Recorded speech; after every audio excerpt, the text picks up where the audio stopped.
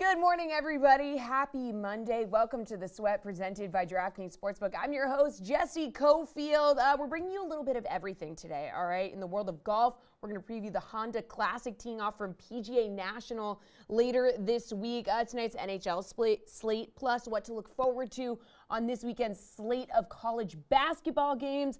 But let's start with an early betting preview of the 2023 World Baseball Classic. RotoWire's Eric Halterman is here. Thanks for being here, Eric. Okay, so pitchers and catchers playing in this year's WBC have already reported to camp. So we might as well just start previewing the tournament. We have 4 pools, A through D, 5 teams in each pool. Pool play starts in just a few weeks. Cuba taking on the Netherlands on March 7th. Breaking down your strategy here, though. Does it change because these games are being played so early in the year? Like, how should people approach these games from a DFS and then like a sports betting preview?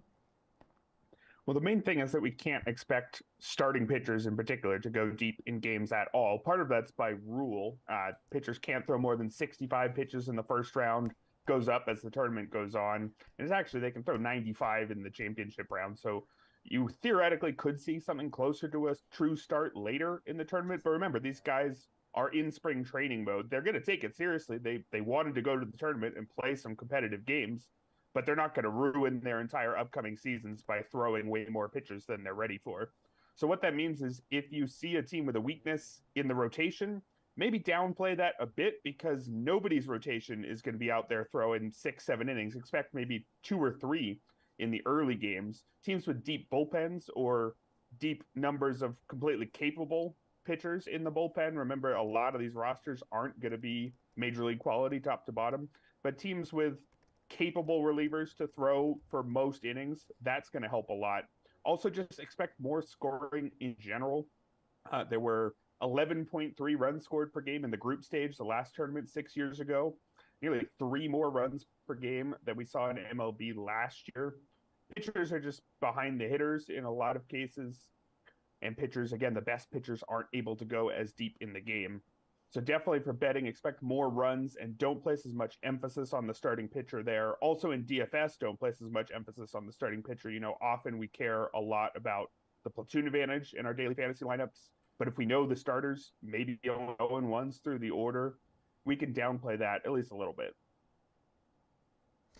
So Pool A consists of Chinese Taipei, Netherlands, Cuba, Italy, and Panama. This is possibly the most competitive pool looking at it from top to bottom. But frankly, it still feels like it's Cuba's group to lose, right? Plus 110. Do any of these other teams have a chance of stealing the group, or do you just have to go with Cuba here?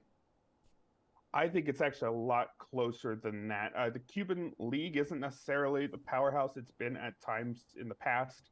They are allowed to have major league players for the first time, but they only got 2 of them, Luis Robert and Yoan Moncada. That helped. They are real, legitimate MLB talents. But they've got players like somebody who plays for the Frontier League, for the Quebec Capitals. So it's not as if this is a loaded Cuban roster. And some of the other rosters, you might think, particularly with the European teams, there's not a lot of baseball in Italy or the Netherlands, are there? Well, the Italian team is really team Italian-Americans. Guys like Vinny Pasquantino, Matt Harvey is the ace for this Italian team, apparently, which says something about their pitching staff. But there's 6 or 7 major league talents on there, and a lot of guys who play in the minors. Only a handful of guys who actually play in the Italian league, which is one of the better leagues in Europe, but of course it's in Europe. Netherlands, likewise, they're not just a bunch of guys from the Netherlands itself. A lot of players from Aruba and Curacao. So you're going to see Kenley Jansen, Xander Bogaerts, guys like Didi Gregorius, Andrelton Simmons. I think those 2 teams have a legitimate chance of taking Cuba down. Even Panama's got a handful of major leaguers. I don't think I would pick them to win the group, but at very long odds, not a bad shout there. So I think I would stay away from betting Cuba just because I don't think they're that much ahead of the other teams. I like maybe Italy at plus 500 or the Netherlands at plus 250 as better values, even though Cuba, I think, is perfectly fine pick. Even Taiwan, should mention, plus 700, only 1 major leaguer on their roster, Yu Chang. Not exactly a threat to win it all, but the Taiwanese league is a respectable league, thought to be maybe around high A level, and they've got a roster full of players from there. So that's not going to put them too far off the pace of these teams that are filled with minor leaguers. So I think this is a very wide open group. I would not necessarily just take Cuba's reputation and say it's a lock, although it is going to be fun to watch some names we know there. Even Yoenis Cespedes is on this Cuban team as well. Okay, so Pool B features Japan, Korea, Australia, China, Czech Republic. Can anyone else win this pool outside of Japan at minus 650? Oh, absolutely. South Korea could beat them. I think this is a two-team pool for sure. I think it would be a shock if Australia, China, or Czechia beats one of those two teams. And Japan is definitely better than South Korea, but their respective odds, I think, overstate that. I really think the group odds here should reflect the single game odds between Japan and Korea because, again, I just don't think those other three teams, they have combined one major leaguer between them, and it's Aaron Wakefield, who has 12 major league plate appearances on Team Australia. It's going to be that game between Japan and Korea that decides that Japan is a stronger league. NPB is considered AAA to MLB level, whereas KBO in Korea is more AA to AAA level. Japan has better stars at the top. Yu Darvish, Shohei Ohtani, Seiya Suzuki, Lars Nootbaar playing for Team Japan, first American-born player there. South Korea's got Ha-Seong Kim, Tommy Edman, also an American-born player playing on that team. A lot of guys that people may have remembered watching in the KBO a couple years ago when that was everywhere. Jung-Hoo Lee is a name that I would keep an eye on, somebody who might come over next year. I think that Korea has a chance, and maybe at the odds, I like their plus 400 more than I like Japan's minus 650, though Japan is definitely the favorite, and they're the only one in that group that has a chance at taking down the whole thing. Okay, so Pool C, you got the USA, Mexico, Canada, Colombia, Great Britain, America listed at minus 400 to finish on top of this division. Do you like anybody else to sneak through here, or is this going to be Team USA? I mean, Team USA is amazing. This is the best Team USA we've seen at this tournament. The USA didn't used to send top teams at all. You might look at their pitching staff and say that's a bit of a weakness. Some of their starters are a bit more pitch to contact guys, like, say, Miles Michaelis, Merrill Kelly, Adam Wainwright. But when it matters in the late innings, they've got an elite bullpen, David Bednar, Ryan Presley, Devin Williams to shut down the game. I think this is clearly the best team, and that's obviously to say nothing of their offense. Mike Trout, Trey Turner, Mookie Betts, Kyle Tucker, Pete Alonso, JT Realmuto. I've only named about a third of the lineup there. I think Kyle Higashioka somehow made the roster as well. Not sure what was going on there. But this is one of the best teams in the tournament. But the rest of the group has some talented players, particularly on Team Mexico, which is not just full of major leaguers, but good ones. Alejandro Kirk, Julio Urias, Rowdy Tellez, Alex Verdugo, Randy Rosarena. I could see them upsetting the U.S. in one game. I think it's unlikely, though, and I think the U.S.'s odds are good. If I was to take a bet on somebody, though, Mexico is the only one that I could see beating the U.S. in a game. Colombia and Canada have a few quite good major league players. Freddie Freeman, for example, on Team Canada. But the overall roster depth isn't enough to hang with U.S. I think there's going to be some interesting games among the rest of the teams in that group. Not necessarily Great Britain, although cool to see Trace Thompson play there. Maybe we'll see Klay Thompson play for Team GB at the next Olympics. Pool D, okay, Puerto Rico, Venezuela, Dominican Republic, Israel, Nicaragua, the DR, minus 300 to come out on top. Will they? It's similar to the last one where they have a truly elite roster. I think them and the U.S. are clearly above the rest of the field at this tournament. Just loaded top to bottom with basically every first-round fantasy player that wasn't on Team USA is on this Dominican roster. Julio Rodriguez, maybe the biggest star, but you could list literally anybody. A little bit of a weaker rotation again, although it's stronger than the US's probably with Sandy Alcantara at the top. When it comes to the finals, maybe he's going there against a less impressive starter on the American side, and that would give the DR an advantage. But there are some good teams in the rest of this group. Puerto Rico is loaded with major leaguers, including some stars at the top. Also, manager Yadier Molina, which will be fun. Francisco Lindor, Javi Baez play for this team. Edwin Diaz closing things down. So they could absolutely upset the Dominican Republic, as could Venezuela, another team loaded with major league talent. Playoff hero Ranger Suarez, he knows how to get it done in these tournaments. Pablo Lopez, Jose Alvarado, a pitching staff. Jose Altuve, Ronald Acuna on the offensive side. So either of those teams could absolutely beat the Dominican Republic. So I don't know if I love the minus 300 odds, because if you lose one game, you're probably not topping your group.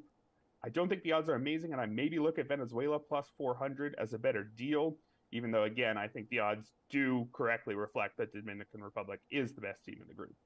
Okay, Eric, who are you betting to win the WBC as of right now? I know we're a little ways out, but who do you have right now? So the top tier, there are three teams: U.S., Dominican Republic, and Japan. Japan at plus 300.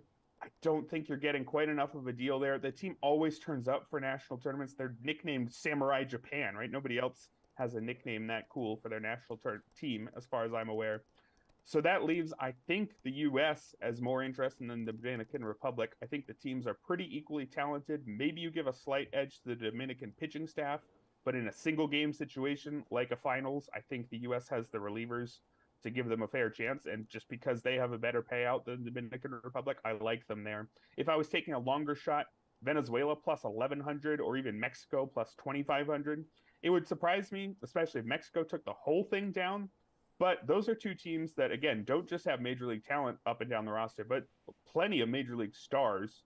If we remember how weird playoff baseball is in MLB, and that's for 5 and 7 game series, right? It's just not that much of a shock for any one baseball team to beat another in one game. And single elimination baseball, like we'll see late in this World Baseball Classic, could get wild. So if you want a longer shot, I think Venezuela and Mexico are two who have enough talent to go on that run in, really, it would just be a small handful of games. And we've seen in baseball, it's not a shock for a team to have a good run of 6 to 8 games. All right, thank you, Eric. Good stuff. We'll check in with you about this as the weeks go on. We're going to talk some golf coming up next with Jeff and Colin here in a couple of minutes. But earlier, Stan Van Gundy joined the Le Batard show and talked with the guys a little bit about that blockbuster Suns-Nets trade and his take on the whole situation. Take a listen. Let's talk some basketball with Stan. He is in Chicago. Your thoughts on the Phoenix Suns Nets trade, your thoughts on the entire Nets experience? Well, I mean, the Nets experience was absolute chaos for 4 years. I mean, and that's why I think, like, even with Phoenix, and I thought Phoenix made a great move, and, you know, they're going to go for it. I always applaud that. So it's good, but I think the proper response always to NBA trades and everything else is we'll see. Because on July the 1st of 2019, everybody was sure that the Brooklyn Nets were building a dynasty. Oh, that's it. How many championships are they going to win? And here we are 3.5 years later, and they won one playoff series and were no factor really in the league, were pretty irrelevant for most of those 3.5 years. You just don't know how things are going to work out. There's too many variables with injuries and with all the other things that can happen in terms of chemistry and all of that. So when I look at Phoenix, it should work. You know, Chris Paul, Kevin Durant, Devin Booker, DeAndre Ayton, it should work. They should be really good. I think the questions are, how quickly does Durant get healthy and how healthy does he get? You know, can Chris Paul stay healthy, which hasn't been a given as he's gotten older? And then do they have enough time here to really pull it together against teams who have been together all year? And you don't want to give away this season because Durant is getting older and has injury problems. Chris Paul's getting near the end. I don't know when it'll come. So it's not like you have a huge window, and I don't know how quickly it can work this year. But on paper, it's really, really good. On paper, you'd have them as the best team in the West right now. You'd favor them? If I made you bet on who's going to win the title, who would you bet as the favorite? Oh, no, I think the title will come down to the teams in the East. I think the three best teams are in the East. I think Boston, Milwaukee, and Philly are all better than everybody in the West, including Phoenix. And look, it's close. I like Phoenix's roster, but Boston, Milwaukee, and Philly will have been together all year, playing at a high level and, you know, developing their chemistry and, their team defense and all the things that go with that, I'll take whoever comes out of the East. But I think the West is wide open, and I think on paper you would probably take Phoenix to win the West. I think the Clippers probably still have the deepest roster in the West, and Golden State's still the only team out there in the West where they know their core is capable of winning a championship. But we haven't even seen Golden State play well in spurts. I mean, they've played well at home when they've had everybody, but they've never even gotten on a 7 or 8 game run where there's a mix of home games and away games where you say, wow, this team's really coming on. And so I've got a lot of doubts about them. Denver's been great all year. If I had to pick a team to win the West, I would say the Western Conference Finals come down to, depending on how the brackets go, would come down to Phoenix and Denver. But in saying that you don't think that Phoenix is even a top 3 contender, you would probably say, though, that team is the best collection of talent in the NBA, just sort of on paper. I know I think he did say that. Right, but well, I do. I mean, it's especially their top 4 guys, and the benches become a little less important in the playoffs. I think the best roster top to bottom is the Clippers. I mean, I think that they go 11 or 12 deep with really, really good players. So I like them, but they also have not, even as they've gotten healthier, you see spurts of it where you think, wow, this team's really got what it takes. But then it just never seems to last for very long. So I don't really trust anybody in the West, to be honest. And I mean, even Phoenix, there's no way to right now say, oh yeah, that's the best team. We're just looking at names on a piece of paper, and who knows when Durant's going to play, and let's see what happens on the floor. I'm just saying it should work in Phoenix. But where I wanted to go with that question was between them and even, Luka and Kyrie in Dallas. It seems as though more is being taken into consideration than just who has the most talent. I know that's always sort of been the case, but I think with the way that the Brooklyn experiment failed and the way that other sort of mega talented teams have failed, that it's not always just who has the most talent anymore, correct?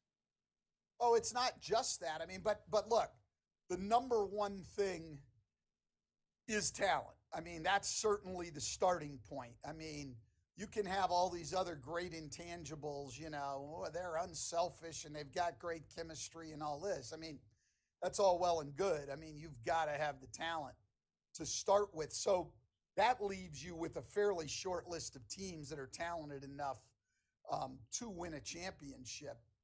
But yeah, then there's other things, and, the defensive end of the floor, and, and then the luck. Nobody ever wants to talk about luck, but luck's a huge part of it always with injuries and everything else. I mean, we saw Toronto win a championship, and a big factor in that, I don't want to take anything away from them, but Golden State had nobody left to play in that finals. You just took something away from them.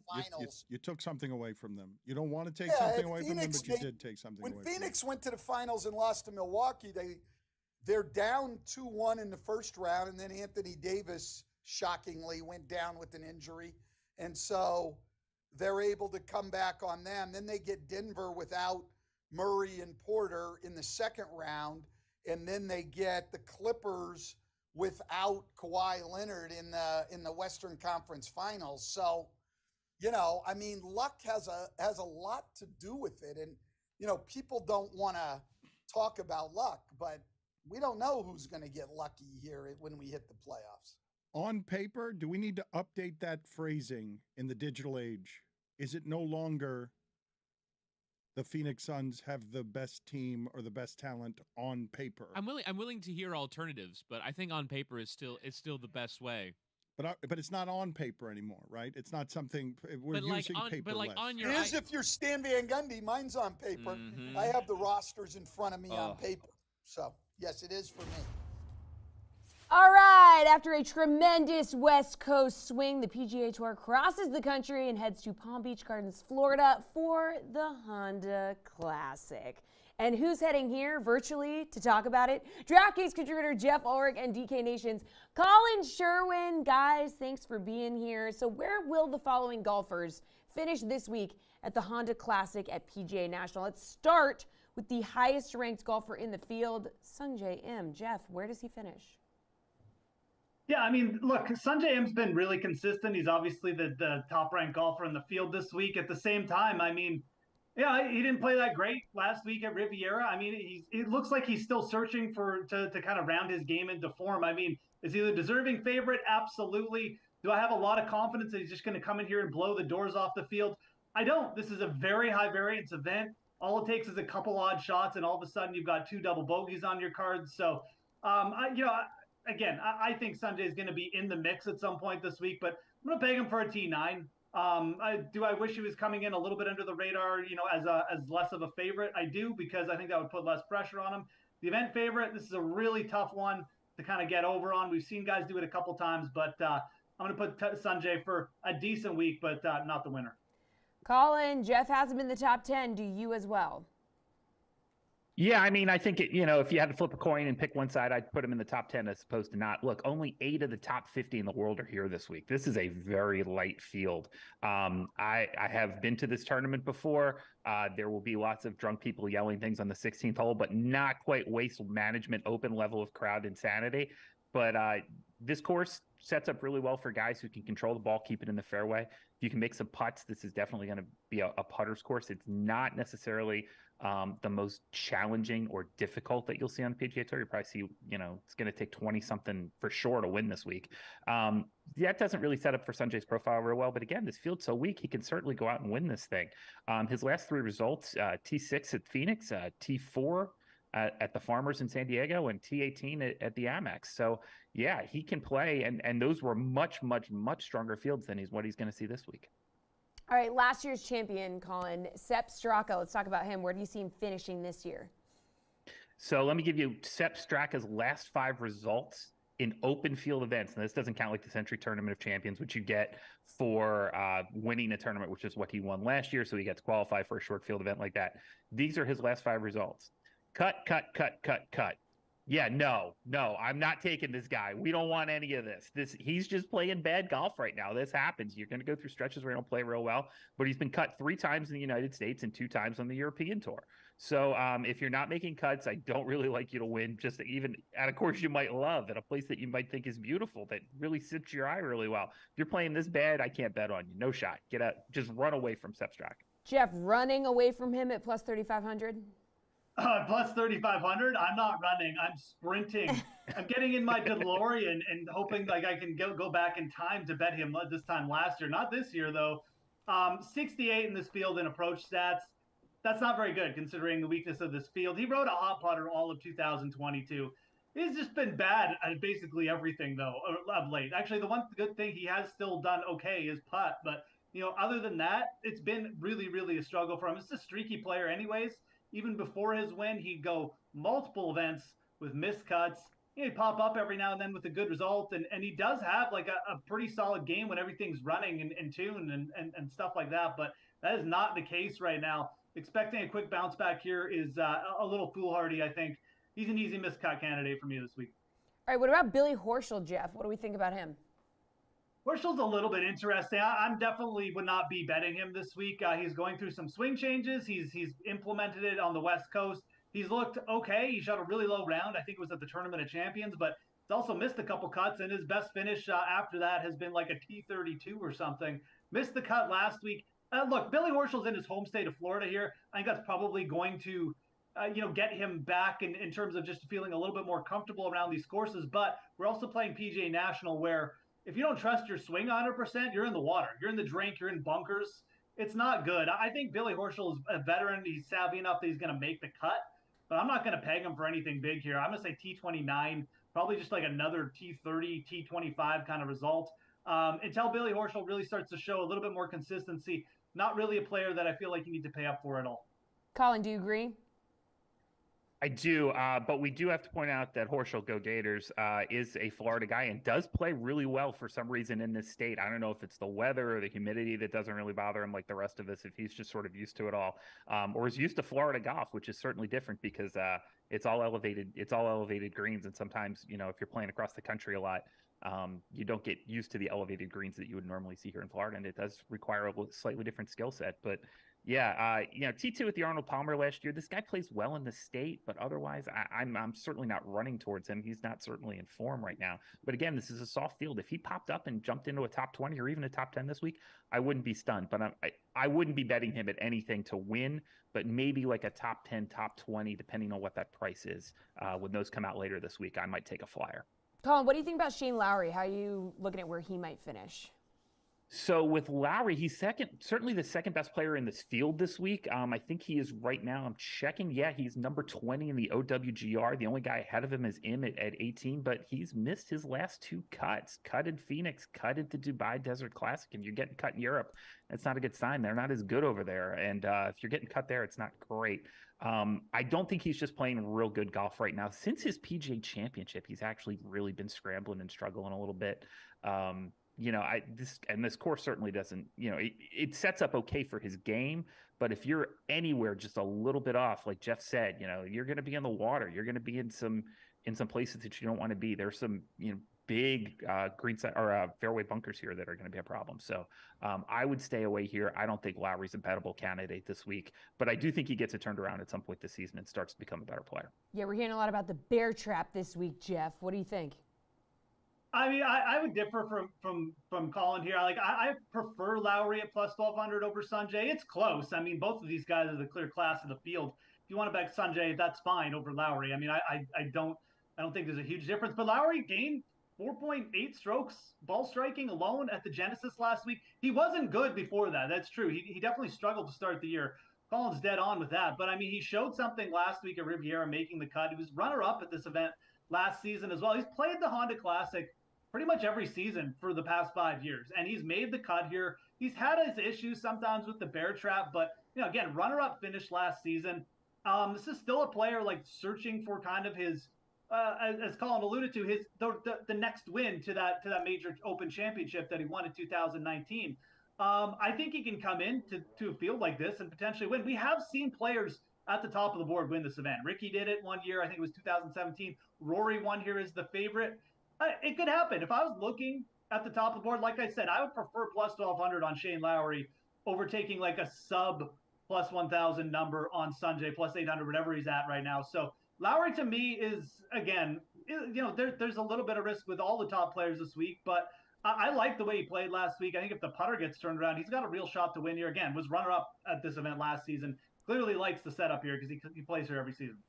Yeah, Jeff, what about Aaron Wise? And for the record, over the last 10 years, 6 players won with opening odds longer than 80 to 1. Yeah, exactly. I mean, like I said, we have a couple favorites win this event, but the average winning odds over the past decade has been about plus 100 or plus 1,000, plus 10,000, 100 to 1. So big winners, big odds win here a lot. Look, Aaron Wise, I really don't know what's going on with this guy right now. He skipped a bunch of events on the West Coast. He skipped Torrey Pines. He skipped, the Riviera last week. These are pretty big events. And then he missed a couple cuts in there as well. So I don't really know. It's a very talented player. There's just a huge range of outcomes with Aaron Wise this week.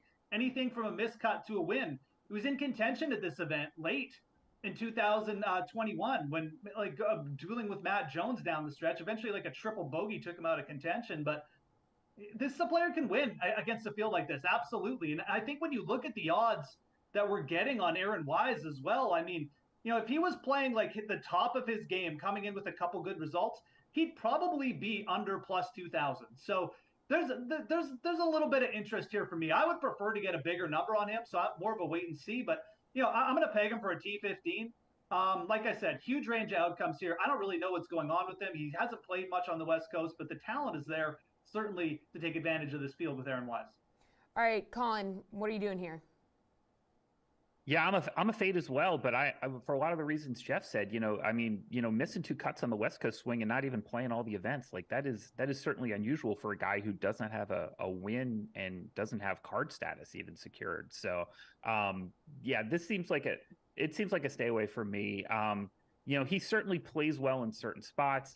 He picked up a 6th in the CJ Cup against a soft field, and again, this is a soft field. Like if somebody's going to come out, it's going to be against this kind of group. There's a lot of guys here who are still trying to scramble. This is a great event. If you're one of the 126 plus 1 to 150 guys that can't get into every event, this is an event you can play this week with 144 guys running.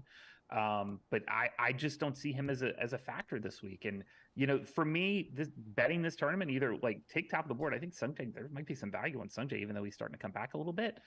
But otherwise, yeah, find some models and find some guys who play well in Florida. Find some guys who don't mind the heat and the humidity and who can deal with things like the Bear Trap, which is a really unusual place. And bet those this week. But that doesn't fit this model here for Wise at all. Yeah, Colin, what about Alex Noren? Do you think he's going to be in a good spot? Keep in mind, each of the last 7 winners posted a top 16 finish in the 2 months prior to this event. So this is not like a get-right spot for anybody. Yeah, no, for sure. And, Wise did get cut at the Waste Management, but before that had played real well on the European Tour, had 2 top 5s, played well in Houston as well. So he's certainly a guy I think could come out and do well this week. 2,200, if I'm betting 2,200, I'm definitely taking Noren over Wise at this point. That just seems like much, much more value. Just play with a hot hand. These courses, we were finding that now on the PGA Tour, the course is starting to matter a little bit less because, like, look at what Jon Rahm does. Jon Rahm does it on Bombers courses. Jon Rahm does it on short game courses. Jon Rahm does it everywhere. These guys are getting so good now, and the equipment is so good, and the players are so good that you just sort of have to ride the hot hand and who's seeing it and who's hitting the ball right. That would certainly be Noren over a lot of those guys on the top of the board this week. So some value there, I think, for sure. Jeff, you agree you like the value that Noren offers? I mean, I don't know if I'd call him a value down there at like under plus 3,000, but I certainly would rather bet him than Aaron Wise as well for a bounce back week. This is a veteran player. He was looking really good. He had multiple top 5 finishes prior to coming over and playing like, Phoenix and Riviera the last couple weeks. It hasn't been great, but it hasn't been an outright disaster either. Like he gained strokes around the green and putting last week. Riviera is a tough course. And one thing we've seen from Alex Noren too, it's not a big deal. This is a player. It's not a big deal if he misses a couple cuts. He missed a couple cuts back in 2020 and then almost won in Minnesota on his next start. This is a venue in PGA National where Alex Noren has finished top 5 numerous times. He probably should have won here. I believe it was in 2018. He had a shot to at least get himself in a playoff on the closing par 5 18th. So Alex Noren, a really good bounce back candidate. He's got the short game to handle PGA National. This is just probably the most ideal setup on tour for a player who's good with his irons, really good around the greens, and he can kind of just grind his way around this course. So yeah, I'm going to peg him for a top 10. I think he does bounce back here, and I definitely have more confidence in him doing that than Wise at the same betting number. All right, good stuff. Thank you so much, Colin and Jeff. Appreciate it. Jeff, stick around because we have a 6-game NHL slate coming our way this evening, and you are just going to go through it with Paul game by game, given our DFS and sportsbook plays. That is coming up next.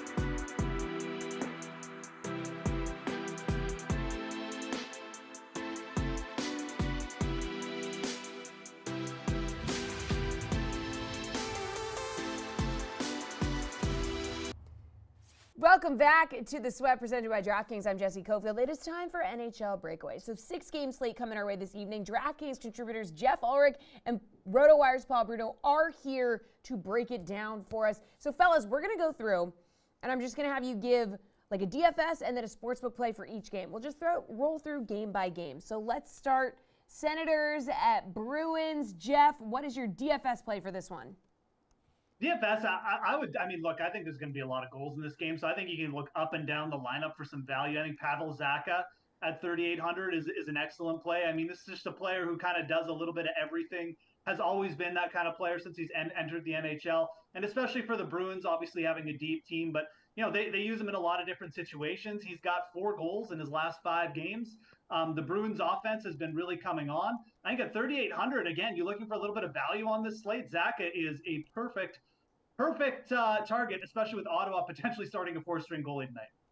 Paul, what's your DFS pick for this one?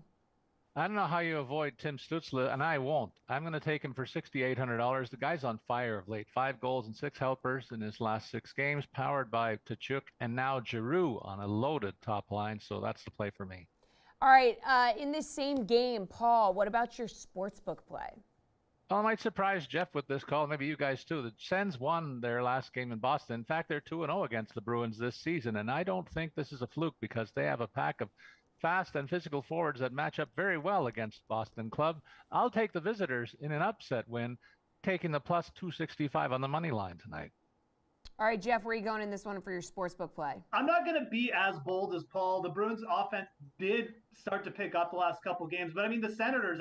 Again, I don't think it's a bad call. You're getting really good odds. I'm just going to take the over at 6.5 goals. These two offenses have really been clicking. The Senators just put one on the Bruins have scored, I think, 11 goals in their last 2 games. Give me the over here at 6.5 goals. I already mentioned Ottawa may be down to their 4-string goalie tonight if they're going to give Mad Sogar a rest. So I think there's going to be a lot of goals at the very least, and I'd rather just take the over. All right, Ducks, Panthers. Ducks dropped 4 in a row, trying to get back in the win column. What is your DFS play for this one, Jeff? Look, like the Florida Panthers here are in a great spot. They've averaged 4 goals per game over the last 10 starts. I'm going to go Sam Reinhart here, playing in a first-line role with Alec Barkov. He's been very productive at points, especially just with the move to the top line. 2 goals now in his last 2 games as well. Reinhardt's just a good, solid all-around player, and at 5,500 in this matchup against the Ducks, that's a really good price. I'm going to go with Reinhardt. Paul, DFS play in this one, please. I'm right with my buddy Jeff. Reinhardt, $5,500, playing right wing on the top line against a very bad defensive lineup. He's already reached the 20-goal mark, so he's got a chance to score almost every night. And this is a really good opportunity for him against the league's dregs in terms of goals against. All right, how about looking at this from a sportsbook perspective, Paul? What do you want here? Well, these teams have combined to go over tonight's game total in 7 of their last 10 games combined, losing a total of 7 times in that stretch. So that suggests to me that they're living up to their season-long billing of being offensive first clubs, but very poor on the defensive side as well. And so I'm looking at taking even a half puck higher on the total line here to get a better payout at the 7.5 total goals here to get plus money in this one. All right, Flyers, Flames here. Flyers entering this game on a 4-game losing streak. Ew. Paul, where are you going for this one? Yeah, I think they're going to be victimized. Jeff, I skipped you. Sorry. I'll get your sportsbook play in a minute. Well, I like Tyler Toffoli enjoying a career-best season under Coach Sutter in Calgary. He was on fire before being blanked in his last 2 games. This is a great spot for him to get back and on the roll. The Flyers against the Flyers and costing only $6,300 tonight. Okay, Jeff, your sportsbook play for Anaheim at Florida, and then you can give your DFS play for Flyers and Flames. Man, I had a really good one, too. I know. Jesse. I couldn't miss you. I can't believe it. No, I'm just kidding. Over 4.5 goals for Florida, I think, makes a lot of sense. Look, you're not getting good odds on anything Florida, but that's because they're in a dominant spot. You get minus 135, go over 4.5 goals total. Team total for the Florida Panthers. I don't hate that at all. Okay, and then give your DFS play for Flyers at Flames. Okay, so Flyers Flames, look, I don't know why Jonathan Huberdeau is only 4,300 tonight, but everybody else seems extremely overpriced. And, I do like the Calgary offense, but there's a lot of different, again, we already talked about a couple dominant offenses here. We got a couple games to go as well. Huberdeau at 4,300, though, much like some of the other plays we mentioned, he just looks underpriced. And I think it's a really easy, cheap way to get a piece of this game. So I don't know if you necessarily want to stack the Calgary big guys. I would much rather stack and go with an Ottawa or a Boston frontline stack than a Flames. But Huberdeau at 4,300, too good value to pass up. All right, Paul, let's take a look at this from a sportsbook perspective. Flames on the cusp of a playoff spot in the West, so they got a lot to play for in this one.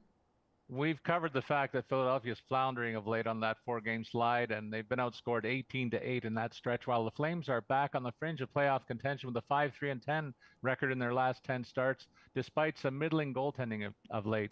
Neither club on top of their defensive game, so why not go to the game total and maybe even add a goal to get a better payoff then? Right now it's sitting at -110 for 6. I think it's going to be a lot higher if you go a goal higher in this one. Jeff, what's your sportsbook play in this one? Yeah, so the Flames offense, the Flames have just been playing a lot of high scoring games of late. I kind of like, and I mean, Philly's goalies have they've been terrible. They've been just getting beat left and right. Carter Hart pulled a couple games ago. I like the Calgary Flames and the over here, over 6.5 goals. You can get that on the DK Sportsbook. So Flames to win and over 6.5 goals, basically a same game parlay there that's being offered to you. It's plus 195. I think those odds are pretty fair. Again, Calgary's offense, I think, in a good spot. They need to win. They're outside of a playoff spot. And the Flyers are just going through some regression, which I think is well overdue for this team, especially in net. So I like for the Flames to score, get this over, and then also pick up the win, plus 195. All right, Jeff, Kraken at Sharks. Kraken on a 3-game win streak. Sharks on a 3-game losing streak. These teams going in opposite directions. What is your DFS play for this one? They are, but you know what? The home team in this series has done very well. And I don't mind taking a shot with some Sharks. I think if you're going to get a little funky tonight with your DFS lineups, looking at some Sharks players is completely fine. Thomas Hertl, 5,700. I don't mind it. I mean, again, this is going to be a very low-owned play here. It's almost a point per game player. One thing the Kraken still do too. I mean, they're not opposed to getting in shootouts here. So I think that stacking some of these top line Sharks players, you're not paying high premium prices here. Hertl, again, player can get you a multi-point game. I don't hate going to the Sharks side on this one. All right, Paul, what's your DFS play for this game? I'm with you, Jesse. I'm leaning in favor of Seattle here. I got to grab a defenseman, and I like the fact that I can get a top-flight defenseman for less than $5,000 in this matchup. Looking at Vince Dunn, he's one of their power play specialists as well, already over the 40-point mark. In fact, quietly, he ranks among the top dozen scorers among blue liners, and I think he has a chance to have his stats at that low price tag tonight against San Jose. Paul, take us to the sports book on this one. Where are you looking? Well, we've touched on the fact that these clubs are at the opposite end of the spectrum in terms of the standings in the Pacific Division, and that's no fluke. It's been all season long, as well as reflected in the recent play. Clubs are heading in opposite directions, as you said. I'll take the healthy plus 165 payoff for Seattle to win by 2 or more on the road in this one on the puck line. All right, Jeff, what do we think? What's your sportsbook play? Yeah, I'm gonna go against Paul. Look, the home team in this series is 4-0 lifetime. In the last four meetings between these teams, the home team has won every time. I'm going to go with the home team here, plus 130 on the Sharks. Doesn't seem like a big number, but it's suspicious just in that regard to me. So Kraken have been a little bit busier as well. Not the greatest rest spot. I'm going to take the Sharks to pull the upset at home. Okay, Jets at Rangers. Second and final meeting between these two clubs. Jets defeated the Rangers in Winnipeg, October 14th. 4-1 was the score in that one. Jeff, take a look at it from a DFS perspective. What's your play? Yeah, let's give the goalies a little bit of love here. I think Connor Hellebuck, assuming he gets the start here, is extremely interesting. I mean, obviously on the road, but he's only 7,500. I mean, if the Jets are going to get the win here, Hellebuck is going to have, a hell of a night, Jesse. So, I mean, obviously we're talking about a Vezina candidate trophy, potential winner. I think it's just a really good price and a really good spot for big fields to consider taking the underdog goalie here at 7,500. All right, what do we think? Where are you going, Paul? I'm going to the other net. I don't mind taking Shesterkin tonight because I'm not sure Hellebuck's going to be the starter right now, but I do think Shesterkin's be in there, and I like his price tag at $7,900. Rangers are playing a heck of a lot better than the Jets of late, and I'll go with them in this one. All right, Paul, what are you going with for your sportsbook play? Well, because I'm not sure about the Jets goaltending, I think I'm going to go to the blue shirts and a plus 140. They are 8-0-2 in their last 10 games played, and I like the fact that I can get plus money on the puck line on them tonight. Jeff, sportsbook play. This one's easy. The under with the Winnipeg Jets is just a cash machine. The under is 6-1-1 in the Jets' last 8 games when they played on back-to-backs. The under is 25-1 in the Jets' last 26 games against the Eastern Conference. And the Rangers here also in the third game of a 4-day situation. The under in that situation for them is 17-8, under 6.0 goals. That's the play for me. All right, finally, Islanders at Penguins. Jeff, Matt Barzal's out indefinitely for the Islanders. Not great for them. What's your DFS play? Yeah, this one is weird. A couple teams that have been really up and down, really streaky kind of all season. I'm going to go with the Pittsburgh Penguins to bounce back here. I don't like that injury. I'm going to go with the Penguins on the puck line, plus 175. Those odds are just too tempting to pass up. All right, Paul, what do we think? Well, each team's been in 4 games that went over the line in their last 5 games, and so that's 7 overs in the last 10 combined. Indications are that defensive games are not in order for either clubs, and the goaltending hasn't been great either, so I'm taking the over in this one as well. All right, what about your DFS play for this one, Paul? In a game they have to win, the Penguins are going to lean on their leaders. And for me, I got to get a second defenseman in there. So I'm looking at Chris Letang to come through as one of the club's key players in this matchup. You mentioned that the Islanders are a little bit depleted offensively. I think the Pens react to that, and they'll be led by their signature defender. He costs $5,500 tonight. All right, Jeff, who's your DFS play? Yeah, kind of same note as Paul. I mean, I think this is actually a really good spot to pay up for some of the Penguins. I'll just take Sidney Crosby at 7,100. Good price here. I mean, again, averaging well over a point per game this season. You look at it, really has not been bad over his last 10 games at all. 14 points, DFS-wise, averaging over 15 DraftKings points per game. I think Sidney Crosby at 7,100 is just a good target tonight. All right, amazing work, you two. Appreciate it. Thanks for going through game by game with us in NHL Breakaway. One more break, one more block to go here on The Sweat. We are turning our attention to college basketball with Colin Sherwin. We'll be right back.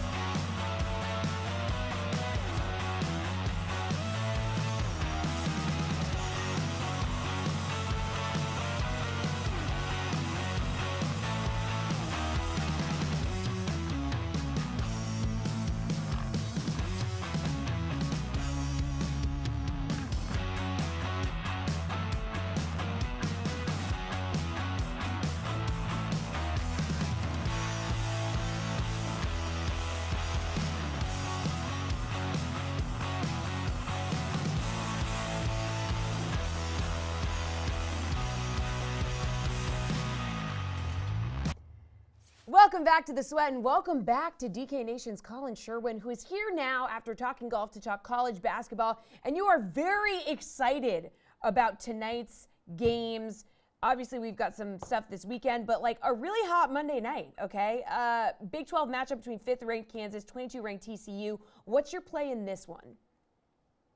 I just told Jesse before we were on there, I ran to my computer because I saw this open at even, and I ran to jump this at even. It is now TCU minus 1.5. I would play this up to 2.5 comfortably. Mike Miles is back for TCU. He makes all the difference in the world. They lost 4 games without him. He comes back. He doesn't even play that well. He had 2 assists and 5 turnovers, but they won by 25. He just makes such a difference defensively. He's the spark plug for this team. And this is a really good team when they're firing on all cylinders. Kansas came off a horrible first half against Baylor. Let's face it. That was a complete mail-in job. And then they turned it around and played maybe the best half of basketball that I've seen from anybody this year in the second half. It's going to be really hard to keep that going, though, on the road. So give me the Frogs. I will lay the 1.5 comfortably. I will lay up to 2.5 here. And I think that's the right play for this one for sure. I love that we got a little preview of how you ran to your computer. It looked like you were really fast, Colin. All right, staying in the Big 12 tonight, we also have Oklahoma State, West Virginia. Who do you like in this one? I need to know who West Virginia is. I cannot figure this team out. They are just the most up and down. You know, if you look at the metrics, they're 26th by KenPom. They have the 20th best offense in the country. Watch them play and tell me they have the 20th best offense in the country. It's painful to watch this team just throw the ball off the shot clock and try and rebound it all the time. They've lost 3 in a row. I can't figure them out for the life of me, but then I look on the other side, and Oklahoma State's no good either. So I don't really like this game either way. I think both these teams, and Oklahoma State was the team who got boat raced by 25 by TCU on Saturday. I don't like this game whatsoever. I think both of these teams have serious flaws and holes, but if I'm catching 5 and West Virginia is at home, I guess I'm taking West Virginia here. I don't love it. If there was a play that I kind of like here, it might be under. What did it was 143, I think last I saw. It's 145. Yeah. I would still kind of go under here. I think that's kind of the right play. But again, I don't love this game. Both these teams are mega flawed. But the fact that they're in the Big 12 means they get so many opportunities to get better. They get so many opportunities against tough teams. Big 12 by far the best conference in the country this year. So they're both going to make the tournament, but they're really probably not great basketball teams. Paging Ben Zwyman. West Virginia is not a great basketball team. We'll clip that off and send it to him. Thank you, Colin. All right. Don't worry, he's there getting slacked plenty. I'm sure. Take it to the Twitter streets. All right, favorite spread on the board. What do we think? Okay, so I could give you a bunch of technical reasons why you should really want to bet the University of California, San Diego first half tonight. But just, you know what? You don't care. You're not watching Big West basketball the way that I'm watching Big West basketball. So do me a favor. Just bet it.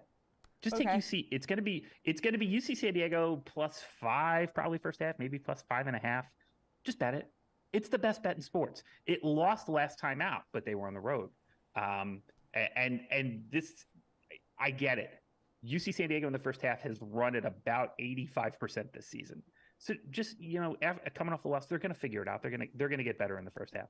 Take UC San Diego in the first half. I can give you technical reasons about how they defend and how UC Davis pushes the pace, but they push the pace the wrong way that San Diego can take advantage of. Don't worry about it. Just bet it. Just do it. Trust me. Just bet it. Just bet it. All right. Favorite game total, Colin. What do you think? Favorite game total tonight. I pulled one up and now I can't find it, and I'm going to do that. Actually, it's that same total. It's that UC Davis UC San Diego game. It's going to be an over. They're going to go over 143. UC Davis is 32nd or 38th in the country in pace. UC San Diego is 284. You go, 284. They're going to really try and slow the ball down the road. That's not what they do. They sort of counter with turnovers. They play defensively. They just sort of push when the opportunity avails itself. And if they don't, they go into a half court that they're not going to be in all night long tonight. So I kind of like over here. So I like over in UC San Diego, UC Davis, over 143. That is my favorite total on the board. Weird bet, I know. Just go with it. Just go with it. Just bet it. All right, underdog you're backing tonight. What do you think, Colin? Dogs tonight. I'm struggling to find some dogs that I really like tonight, honestly. I was, that TCU game opened with them on the other side of it, and then it went the other way. And I am currently, because I am lost. And so normally, Jesse, when I do this, I have 3 monitors, and 2 of my monitors went out. Hey. So what I'm doing right now is what we call stalling. Oh, sure, so that yeah. I can find just my bet other. It. I could just make up a song about that. No, the just bet it was actually, that was my analysis, was just bet it. But cool. For this one, if I had to take it, Louisville. So Louisville's down to 18. It opened 20. Look, Louisville stinks. They're terrible. But look at Duke's numbers at home.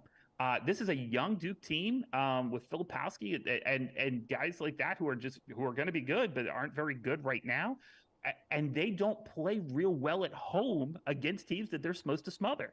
Louisville actually won a basketball game. I know it seems crazy, but like the Cardinals, who are probably the worst ACC team of my lifetime, did get a win last time out. So like, this is not a great spot, but a good spot. It opened 20. I loved it at 20. I think it's actually down to 18. It was 18.5 when we started the segment. So actually it's gone a little bit down the other way. But yeah, I think Louisville can find a way to cover. I don't think they're going to win outright, but I think they could actually even keep this within single digits in Cameron tonight. All right, good stuff. Colin, really quick, best bet tonight in college basketball. I already made it. It's TCU. All right. Give me the Frogs. They got this. They're going to do this. And, again, Big 12 basketball. If you love basketball this season, just watch the Big 12. It is fantastic product. It's really, really good. Big 12 and the West Coast Conference are the 2 leagues you need to be watching this year if you love basketball. Colin, good man. Just bet it. Appreciate the time as always. That's going to do it for us. That is a show. We will be back tomorrow morning at 11 a.m. Eastern time. We'll see you then.